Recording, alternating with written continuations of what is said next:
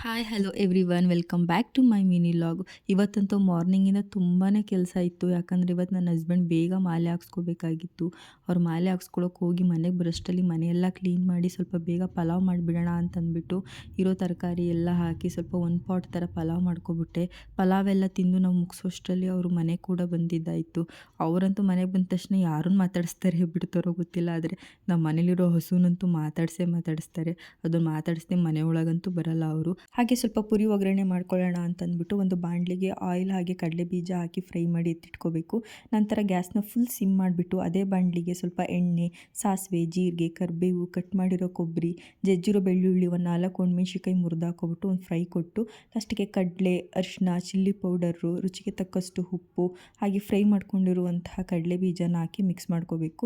ಕೊನೆಯದಾಗಿ ಕಡಲೆಪುರಿ ಹಾಕಿ ನಾವು ಒಂದು ಒಳ್ಳೆ ಮಿಕ್ಸ್ ಕೊಟ್ವಿ ಅಂತಂದರೆ ತುಂಬ ರುಚಿಯಾಗಿರುವಂತಹ ಕಡಲೆಪುರಿ ಒಗ್ಗರಣೆ ರೆಡಿಯಾಗಿಬಿಡುತ್ತೆ. ಒಮ್ಮೆ ಟ್ರೈ ಮಾಡಿ ಅಂತ ಹೇಳ್ತಾ thank you for watching. Thank you all.